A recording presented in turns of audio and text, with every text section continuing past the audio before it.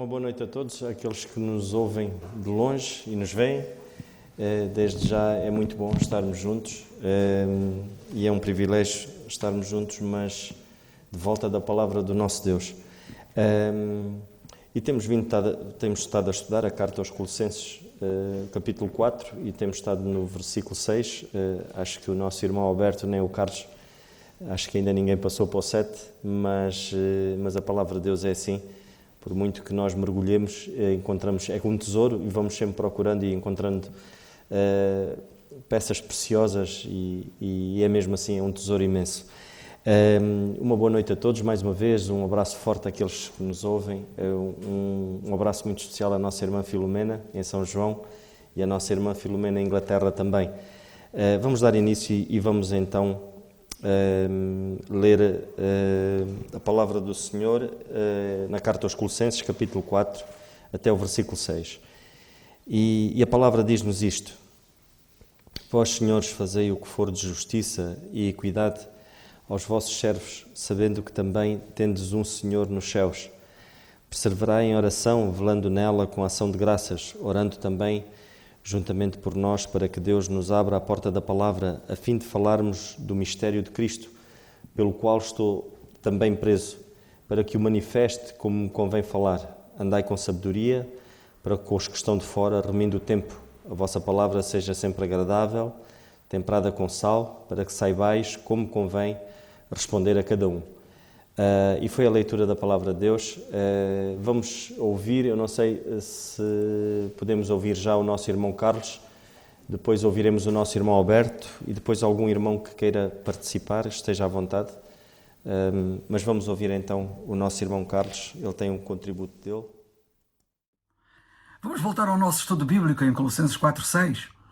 Hoje tenho que gravar a minha participação e não posso estar presencialmente no estudo bíblico, em virtude de me encontrar bastante constipado e ser recomendável que não esteja com os irmãos fisicamente. Mas isso não é impedimento de que nós continuemos o nosso estudo das Escrituras. E em Colossenses 4:6 nós lemos: a vossa palavra seja sempre agradável, temperada com sal, para que saibais como vos convém responder a cada um. Um grande abraço para todos aqueles que nos acompanham no estudo bíblico. Eu costumo enviar saudações especificamente para alguns, mas quero mandar daqui uma saudação especial para a nossa irmã Maria do Céu, que está na Suíça também, além daqueles que habitualmente nós saudamos, e são muitos. Um grande abraço para todos e que o Senhor nos continue a ajudar. Nós já vimos que o nosso comportamento exemplar não dispensa o nosso testemunho, ainda que o nosso testemunho também não dispense a nossa conduta exemplar, e já falamos sobre isso. Depois vimos que a nossa palavra deve ser evangelística. Devemos saber responder a cada um evangelisticamente. E falamos na importância de sermos sábios em aproveitar as oportunidades, ou sermos sábios mesmo em criá-las, como fez aquela senhora que referi no estudo anterior, que ligou para uma loja de produtos naturais querendo comprar pólen de abelha.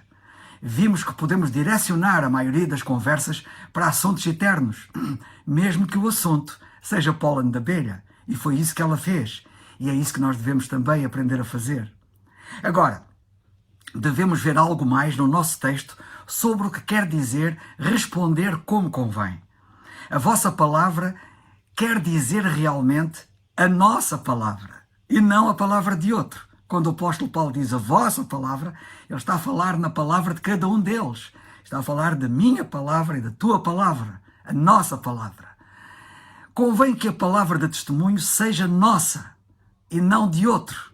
A vossa palavra seja, isto é, Paulo está a dizer, a palavra é vossa.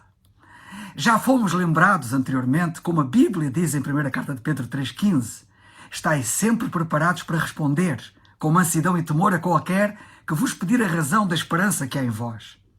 Assim como ninguém mais pode estudar por ti, e eu quero exortar-te a estudar a palavra de Deus por ti mesmo, não apenas beneficiares do estudo que outros fizeram, pois nada chega a uma convicção que é adquirida pelo próprio estudo, que é uma convicção própria e não emprestada. Ninguém mais pode contar também a tua história como sendo tu próprio a contá-la. A nossa palavra é o nosso próprio testemunho.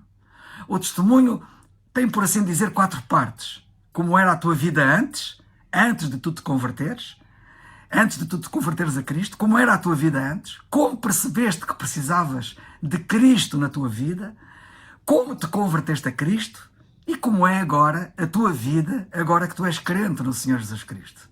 Estas 4 partes são importantes no nosso testemunho. Só tu podes falar verdadeiramente e autoritariamente do que tem a ver contigo, pois dito por ti tem a força e a autoridade que não terá dito por outra pessoa. O teu testemunho contado por ti tem outro impacto. Não te esqueças nunca disto. Os outros até podem falar do teu testemunho, mas nada se compara ao teu testemunho dado em primeira mão por ti mesmo. A vossa palavra seja. Lemos aqui em Colossenses 4:6. Esta expressão quer realmente dizer: a palavra é vossa. Seja a vossa palavra. Não imaginas o gozo que dá testemunhar. Nota o exemplo do apóstolo Paulo. Em Atos 20:24 nós lemos: mas em nada tenho a minha vida por preciosa, contanto que cumpra com alegria a minha carreira e o ministério que recebi do Senhor Jesus para dar testemunho do Evangelho da graça de Deus. Quando ele fala em dar testemunho do Evangelho da graça de Deus, ele associa a esse testemunho a alegria, porque de facto não há nada que dê mais alegria do que darmos testemunho do Evangelho da graça de Deus. Em Atos 22:15 nós lemos assim, o Senhor dizer acerca do apóstolo Paulo: porque hás de ser sua testemunha. Aliás, eu agora não estou no contexto da passagem, mas parece-me que é o servo de Deus que diz a Saulo de Tarso acerca do que o Senhor tinha para ele: hás de ser sua testemunha para com todos os homens do que tens visto e ouvido. Sua testemunha é o que Deus quer que eu seja, que Paulo seja, que todos nós sejamos, que tu sejas. Temos que falar do que nós conhecemos do Senhor e do seu Evangelho. Era disto que Paulo dava testemunho.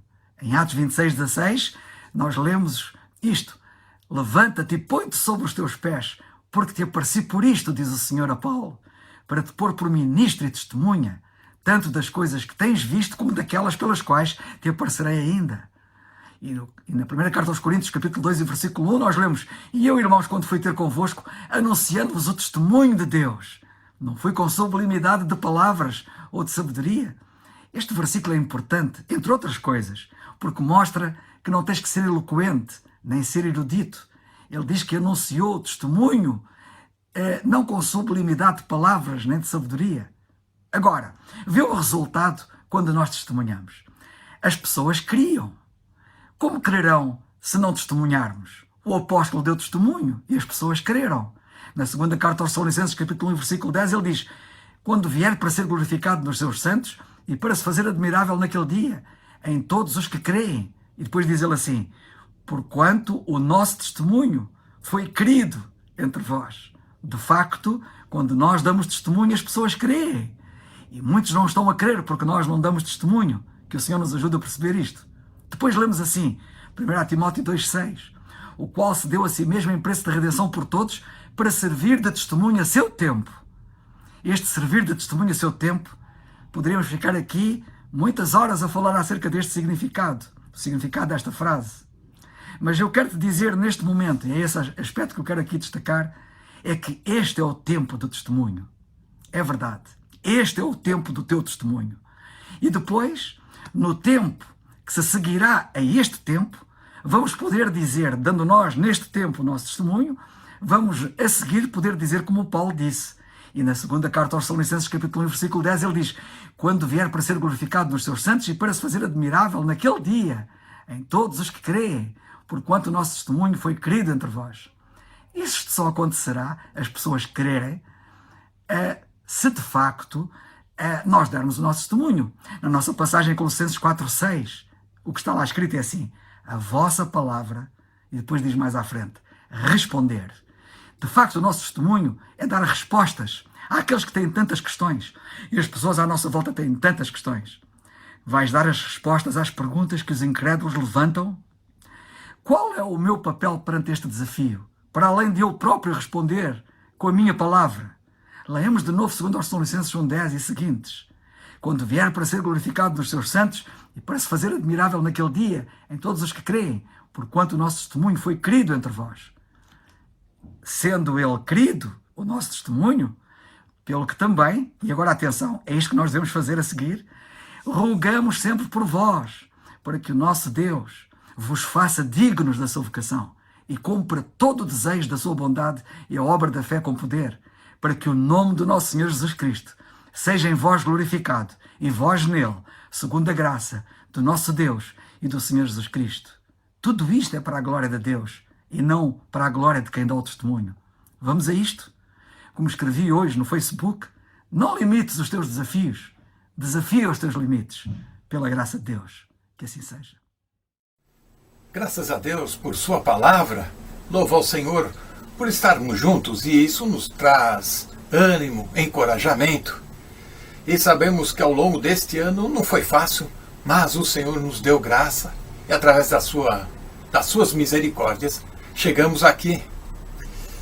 Colossenses 4, no verso 6 ainda, a vossa palavra seja sempre agradável, temperada com sal, para que saibais como vos convém responder a cada um. Hoje em dia, onde você vá, sempre existe uma placa, alguém chamando a atenção de que você está sendo observado. Já reparou isso? Quer seja numa loja de shopping, num estacionamento, num estabelecimento comercial, sempre tem uma câmera a observar. E ainda vem com ironia, sorria, você está sendo observado e filmado. Na nossa vida cristã, a mesma coisa e advertência acontece. Seja lá onde você frequenta, sempre tem alguém a observar, a medir os seus passos e principalmente a ouvir a sua conversa, suas palavras. É preciso haver simplesmente coerência entre o nosso viver e a nossa conversação, as nossas palavras. No verso 5, o apóstolo Paulo fala sobre uma conduta sábia. Ele destaca exatamente a sabedoria para vivermos da maneira coerente com a fé que professamos. O capítulo 3, que é o nosso contexto maior, em Colossenses, fala do novo homem, que nasceu de novo, que mortificou as obras da carne. Só assim, quando o Espírito Santo habita dentro do nosso coração, é que aí sim podemos, de fato, agir, falar, andar com sabedoria na orientação de Deus. Mas o que chama atenção para nós nesse texto de Colossenses 4:6 é a expressão temperada com sal. O que será que o apóstolo Paulo quis nos ensinar ou nos alertar sobre esta expressão? Bom, sabemos que no primeiro século, e naquela época para trás, e não muito tempo atrás de nós, o sal sempre foi usado para conservar os alimentos. Não havia geladeiras, não havia frigoríficos. O sal sempre foi importante, não só para dar sabor, para temperar, mas para conservar. Já temos uma pista como deve ser o nosso falar, o nosso meditar também. Quando nós lemos Efésios 4:29, que diz, não saia da vossa boca nenhuma palavra torpe. Temos que vigiar, temos que estar atentos a todo instante. O sal também era acrescentado, veja só você, nos sacrifícios do templo no Antigo Testamento, debaixo da lei. No livro de Levítico, no capítulo 2, no verso 13, nós encontramos: e todas as tuas ofertas dos teus alimentos temperarás com sal, e não deixará faltar à tua oferta de alimento o sal da aliança do teu Deus. Em todas as tuas ofertas oferecerá sal.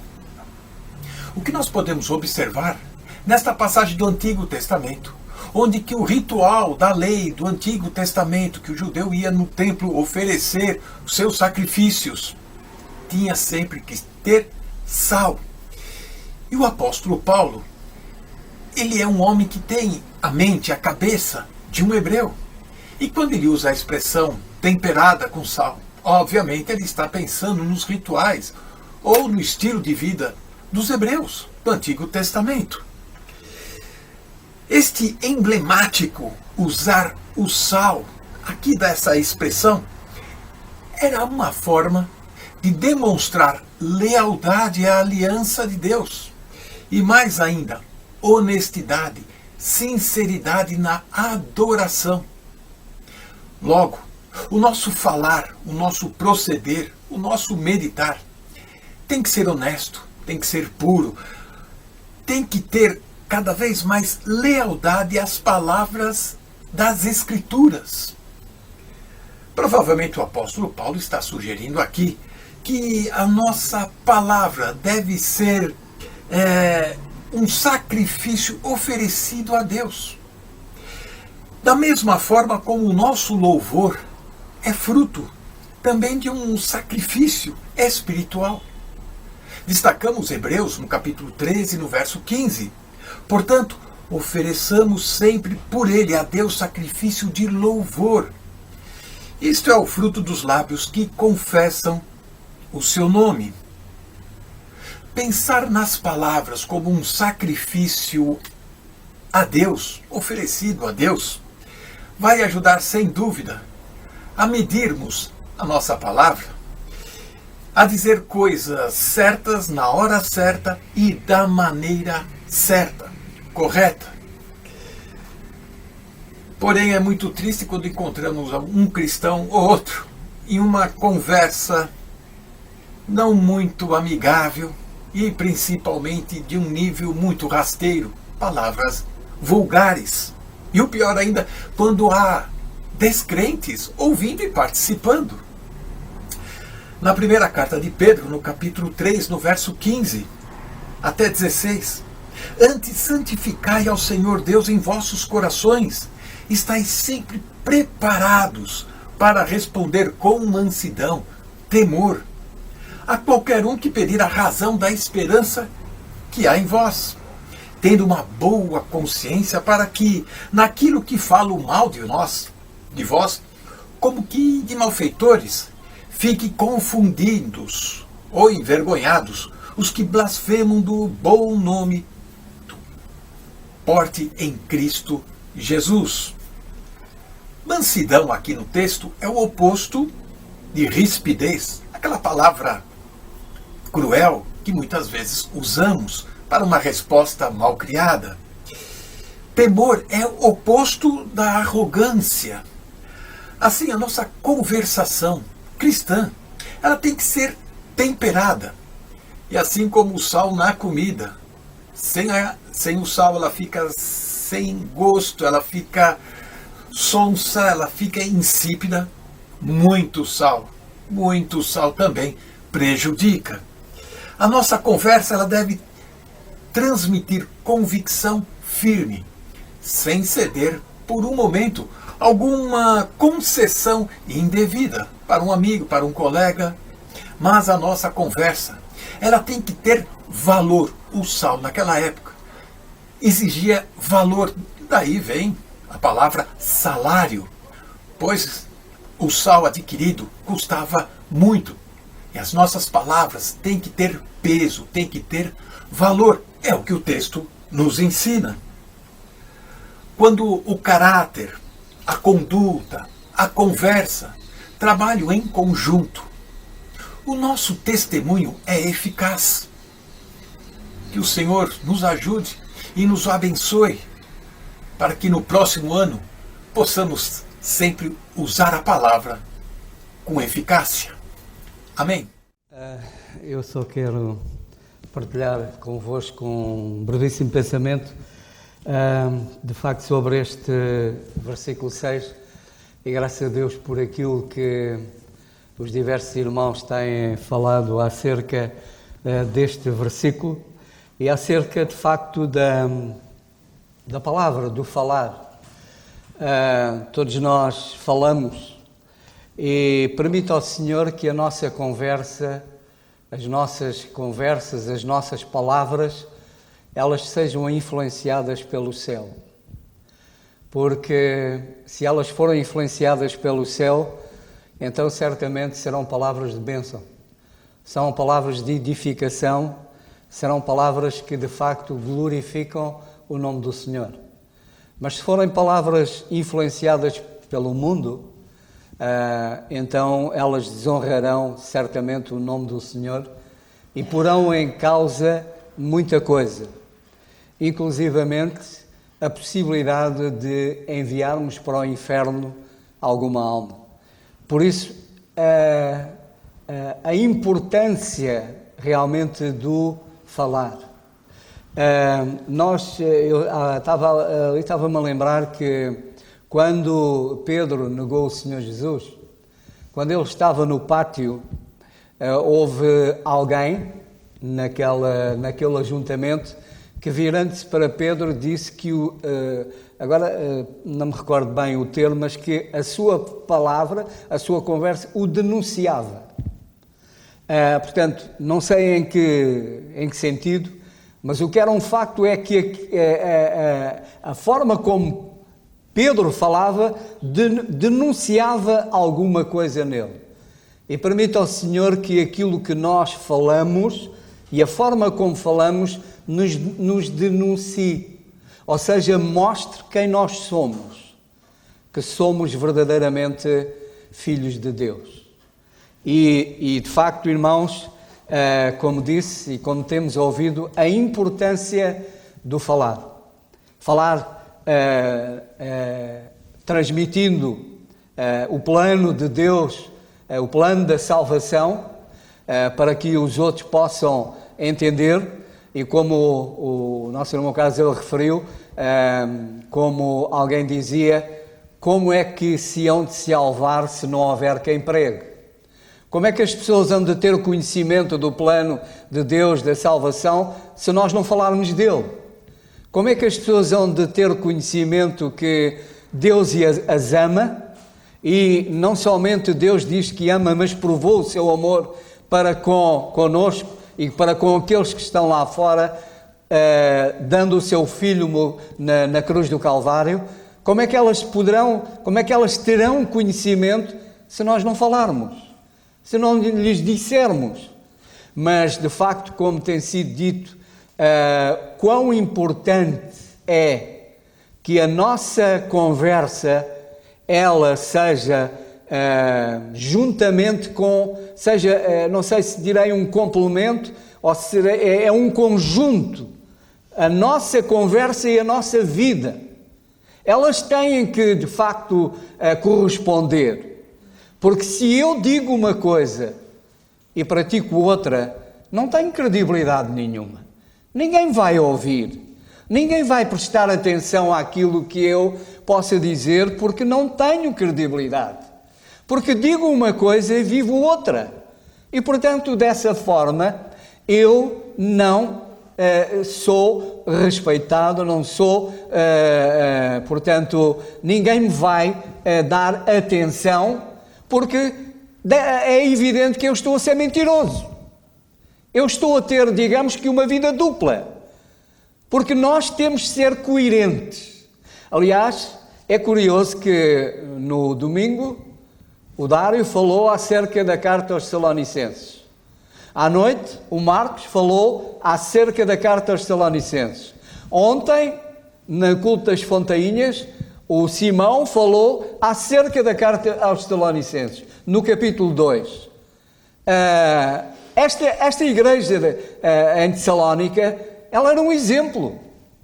E, portanto, será que é por acaso que estamos a ser tão alertados e tão chamados à atenção para este aspecto, de sermos um exemplo? Porque, de facto, irmãos, nós temos uma responsabilidade tremenda.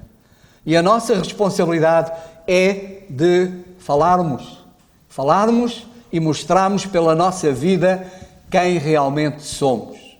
E um outro aspecto que eu queria aqui também referir, não só o falar e falar acerca da salvação e o falar de uma forma correta. O versículo diz que a vossa palavra seja sempre agradável, E nós temos que ter a forma como falamos, ela tem que realmente também revelar amor.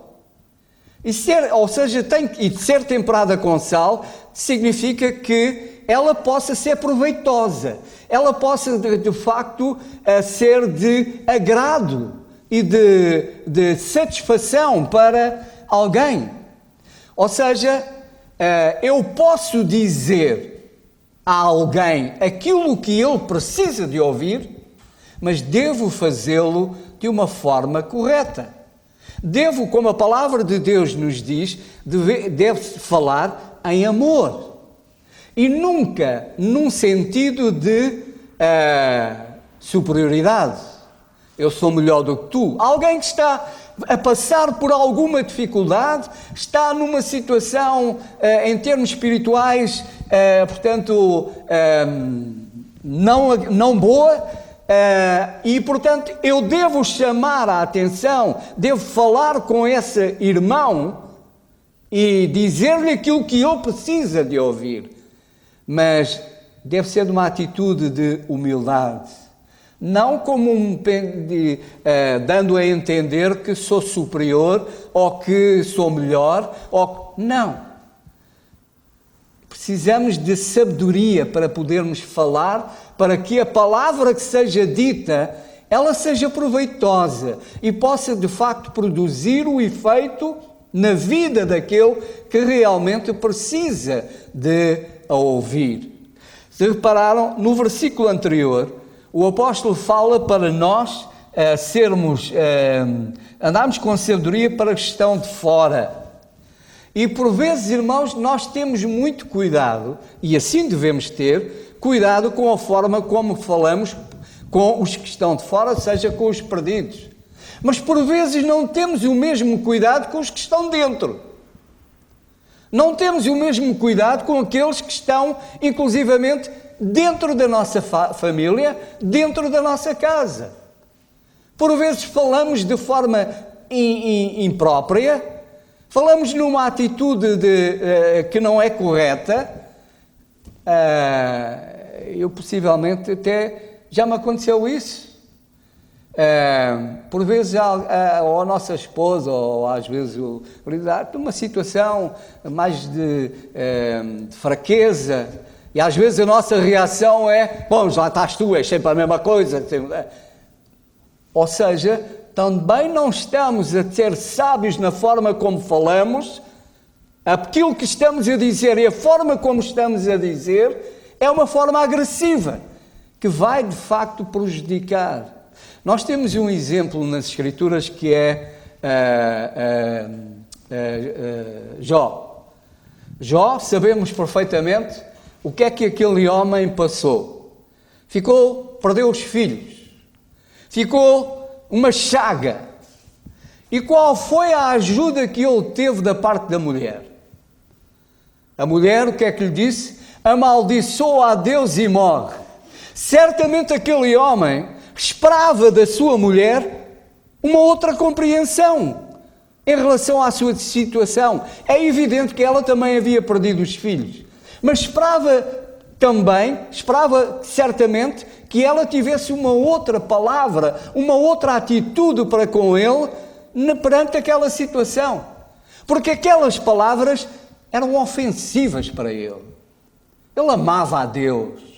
Mesmo naquela situação em que ele se encontrava, ele amava a Deus, ele confiava em Deus, jamais ele iria blasfemar do nome de Deus.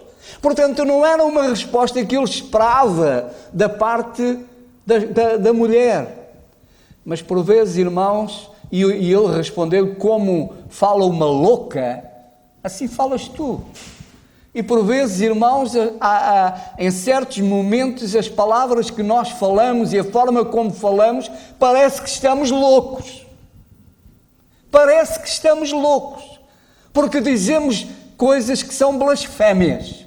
Porque dizemos coisas que desonram o nome do Senhor. Porque dizemos coisas que agridem aqueles que devíamos amar. E por isso, de facto, irmãos, nós devemos ter cuidado com a nossa forma de falar.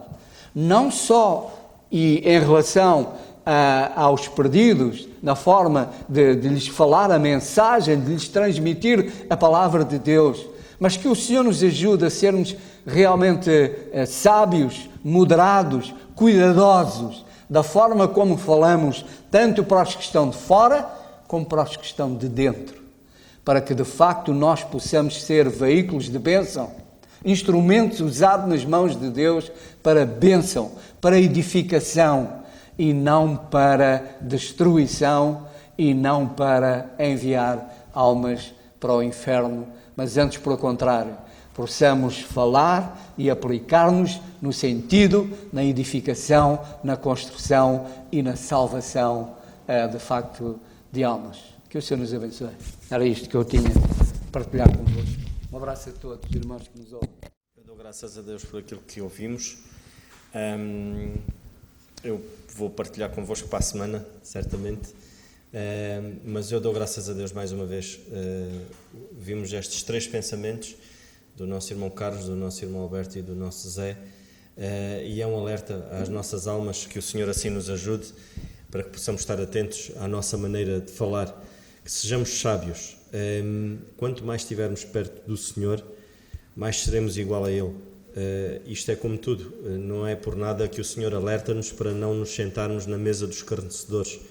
Certamente o facto de nos sentarmos na mesa dos escarnecedores, passado algum tempo, estaremos a falar como eles falam, estaremos a agir como eles agem, e esse é um alerta, e nós esta noite ouvimos aqui este alerta, que o Senhor assim nos ajude, e vamos ficar por aqui, irmãos, vamos terminar. Eu dou graças a Deus mais uma vez por aquilo que ouvimos, não esquecendo os motivos de oração, e foram muitos, que continuemos em oração, e o Senhor diz-nos que devemos sempre orar sem cessar, e isso significa que devemos ter na nossa mente sempre estas situações. Um obrigado àqueles irmãos que participaram no estudo, e vamos terminar então com a oração. Senhor nosso bendito e amado Pai, nós queremos Te dar graças, Senhor, por aquilo que ouvimos, Senhor. Todas as vezes que ouvimos a Tua palavra desta maneira, Senhor, a nossa responsabilidade aumenta, Pai, porque mais conhecimento é-nos dado aos nossos corações. Tu dizes na Tua palavra que ela é lâmpada para os nossos pés, Senhor, e nós Te agradecemos, Senhor, porque ela ilumina a nossa visão, o nosso ângulo de visão passa a ser diferente, passamos a ter uma visão mais minuciosa, passamos a ter uma visão mais cirúrgica perante as situações que nos rodeiam, e isso dá-nos sabedoria, Senhor, para sabermos agir, mas acima de tudo, para sabermos proferir as palavras certas que edifiquem, que possam produzir algo bom na vida dos outros, Senhor, na vida daqueles que são de fora e nos que são de dentro, como nós próprios ouvimos agora esta noite. Que Tu nos ajudes, Senhor, somos tão fracos, Pai, que Tu nos dês a Tua sabedoria, Pai, é o que nós carecemos dela, e que possamos procurá-la na Tua palavra. Mais uma vez Te agradecemos pelos motivos aqui falados esta noite, e Te agradecemos também por aqueles irmãos que estão longe e que nos ouvem através destes meios, Senhor, e nos têm acompanhado no estudo da palavra. Tudo isto no nome do Teu Filho, nosso Senhor Jesus Cristo. Amém. Irmãos, está terminado o culto.